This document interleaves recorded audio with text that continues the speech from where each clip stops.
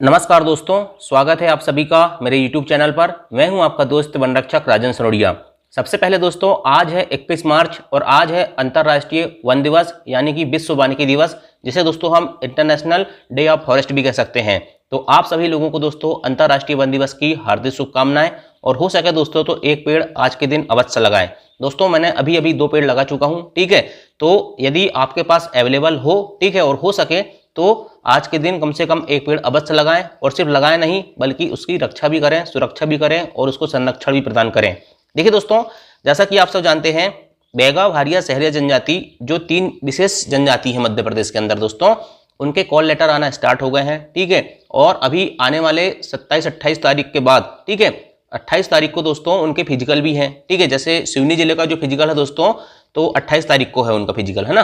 तो मैं आपको फिजिकल के लिए कुछ टिप्स देना चाहूंगा कि फिजिकल में कौन कौन सी जो बातें होती हैं उनके लिए हमें छोटी छोटी बातें होती हैं जिनका हमें ध्यान रखना चाहिए, ठीक। पहली चीज दोस्तों, जिनके भी फिजिकल के लिए और डॉक्यूमेंट वेरिफिकेशन के लिए कॉल लेटर आए हैं, तो पहली चीज याद रखना दोस्तों कि जब आपका पहले दिन जाओगे आप, तो 27 तारीख को जैसे आपका क्या हो रहा है, डॉक्यूमेंट वेरिफिकेशन हो रहा है और आपकी हाइट नपेगी और सीना नपेगा, ठीक है। तो डॉक्यूमेंट बढ़िया आपका जो स्पेशली आप लोगों को दोस्तों जो आपका जाति प्रमाण पत्र है वो एसडीएम लेवल का चलेगा, ठीक है। तो जाति प्रमाण पत्र, फोटो और फोटो कॉपी जो डॉक्यूमेंट की है, ये सब चीजें आपको लेके जाना है, पहली चीज। दूसरी चीज दोस्तों, आपका हाइट नपेगा, वहाँ सीना नपेगा, है ना, और उसमें कोई दिक्कत नहीं होती, जो एक्चुअल है तो है और नहीं है तो नहीं है, ठीक है। तो आपको ज़्यादा उसमें टेंशन लेने की जरूरत नहीं है कि क्या होगा, ठीक है। हाइट जितनी मांगा है आपकी कैटेगरी में आपको उतनी हाइट लगेगी, और सीना जितना मांगा है उतना लगना चाहिए, ठीक है। नॉर्मली हो जाता है सबका, है ना। फिर इसके बाद दूसरी चीज़ है दोस्तों, दूसरे दिन जो होती है सबसे इंपॉर्टेंट है पैदल चाल, ठीक है। तो पैदल चाल जब होगी दोस्तों, तो पहली चीज तो आपको बता देना चाहता हूं कि 1 घंटा पहले पहुंचना है आपको, ठीक है। जहां भी आपकी पैदल चाल होगी वहां 1 घंटा पहले पहुंच जाना, है ना। क्योंकि यदि आप लेट पहुंचते हो और 30 मिनट हो जाते हो तो उसके बाद दोस्तों आपको पैदल चाल की अनुमति नहीं मिलेगी, ठीक है। तो आपको आधा घंटा पहले पहुंचना है, ठीक, आधा घंटा नहीं 1 घंटा पहले पहुंचना है, ठीक है।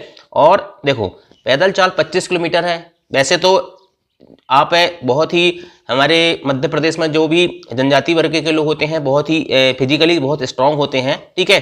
तो उनको इस चीज़ में ज़्यादा प्रॉब्लम नहीं होती, लेकिन फिर भी छोटी छोटी बातें, ठीक है। कुछ लोग क्या होते हैं जो शहर से बिलोंग करते हैं, ऐसा नहीं है कि जो जनजाति वर्ग के लोग हैं वो शहर में रहते, कुछ लोग रहते भी हैं, ठीक है। तो कुछ लोग ऐसे भी हो सकते हैं जिनको थोड़ी समस्या हो सकती है, ठीक है। लेकिन मुझे नहीं लगता कि किसी भी स्टूडेंट को समस्या होगी 25 किलोमीटर पैदल चाल चलने में, है ना। लेकिन यदि कोई बहुत ही ज़्यादा अलाल प्रवृत्ति के हैं तो उनको होगी, है ना। तो आपको कौन कौन सी बातों का ध्यान रखना है। पहली बात तो देखो, 25 किलोमीटर की पैदल चाल होती है, मैं आपको एक चीज़ बता देना चाहता हूँ कि डामर रोड में होती है ना। ऐसा मत सोचना कि जो पुलिस कांस्टेबल में दौड़ होती है ग्राउंड में, ऐसा नहीं होती है ना। डामर रोड में होगी, 25 किलोमीटर है, तो 12.5 किलोमीटर जाना है आपको और 12.5 किलोमीटर आना है। बीच बीच में दोस्तों वन विभाग के जो कर्मचारी रहेंगे, अधिकारी रहेंगे, वो आपकी वीडियो शूटिंग करेंगे, ठीक है। आपको टोकन मिलते रहेंगे, ठीक है, कि आपने 4 किलोमीटर चल लिए, 8 किलोमीटर चल लिए, इस प्रकार से मिलता रहता है टोकन, है ना। तो बहुत ही ज़्यादा वहाँ पर मतलब सुरक्षा रहती है ना। देखने वाले लोग रहते हैं, तो ऐसा नहीं होना चाहिए कि कोई साधन में बैठ के चले गए, है ना। और वहाँ सभी लोगों को जो वाहन वाले रहते हैं अलाउ रहता चलना, जहाँ पर आपकी दौड़ पैदल चाल होगी, ठीक है।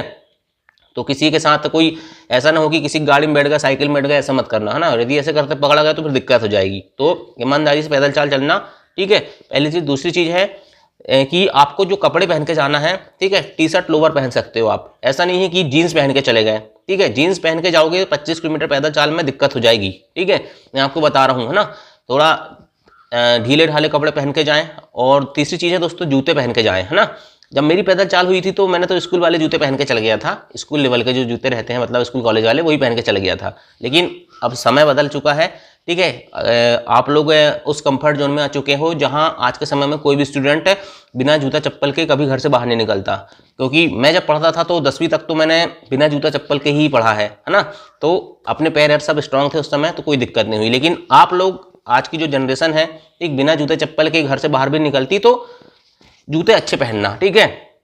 यदि होंगे तो, और नहीं होंगे तो खरीद लेना, ठीक है। ऐसा नहीं है कि अच्छे जूते पहनोगे तो ही आपको चलने में सुविधा होगी, बिना उसके भी हो जाता है। लेकिन मैं आपको बता रहा हूँ कि आपका कंफर्ट जोन जो है, तो जूते अच्छे ले लो, गोल्ड स्टार वगैरह के ले लो, जो पहनने में और चलने में आसानी हो। क्योंकि जूते चापते हैं, है ना, पैर के अंदर। आपने देखा होगा जूता पता चला कि टाइट है या फिर कुछ हो गया, तो 25 किलोमीटर चलना है, तो फिर वहाँ वो अंगूठे में थोड़ा मतलब ऐसा लगता है कि चावरा है, जूता चावना, जिसको अपन सिंपल भाषा में कहते हैं, है ना। तो ऐसा नहीं होना चाहिए। और दूसरी चीज़ है कि हो सके तो ग्लूकोज वगैरह रख लो। वैसे तो वहाँ पर आपको जब मैंने पैदल चला था तो नींबू पानी भी मिल रहा था, संतरा वाली चॉकलेट भी मिल रही थी, पानी मिलता है आपको जगह जगह पे, है ना। जहाँ जहाँ टोकन मिलता है वहाँ पानी रहता है, ग्लूकोज भी रहता है।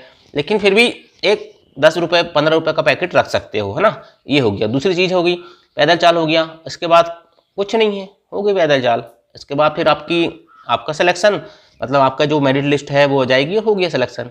फिजिकल इतना ही होता है, ठीक। और मेडिकल की बात करते हैं बहुत सारे स्टूडेंट। कोई कहता है कि मेरे जो तलवे वो सपाट हैं, कोई कहता है मेरे नोक नहीं है, मतलब घुटने टकराते हैं।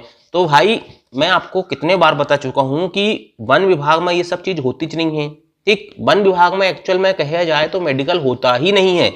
यहाँ सिर्फ चिकित्सीय परीक्षण होता है। जो सरकारी अस्पताल, मतलब आपका जो डिस्ट्रिक्ट हॉस्पिटल के जो डॉक्टर रहते हैं वो आपको मेडिकल फिटनेस सर्टिफिकेट देते हैं कि आप फिट हो कि नहीं कोई भी जॉब करने के लिए। और ये चीज़ सिर्फ वन विभाग के लिए नहीं, अगर आप संविदा वर्ग 2-3 कोई भी नौकरी करते हो ना, तो वहाँ भी यही चीज़ लगता है। क्योंकि जब मेरी ज्वाइनिंग हुई थी तो उस समय संविदा वर्ग 3, ठीक है, संविदा वर्ग 3 के साथ दोस्तों फॉरेस्ट का मेडिकल हुआ था, ठीक। तो संविदा यदि आपकी नौकरी कोई टीचर बनने के लिए लग रही है तो उसका भी मेडिकल वही होता है जो एक फॉरेस्ट गार्ड का होता है, ठीक है।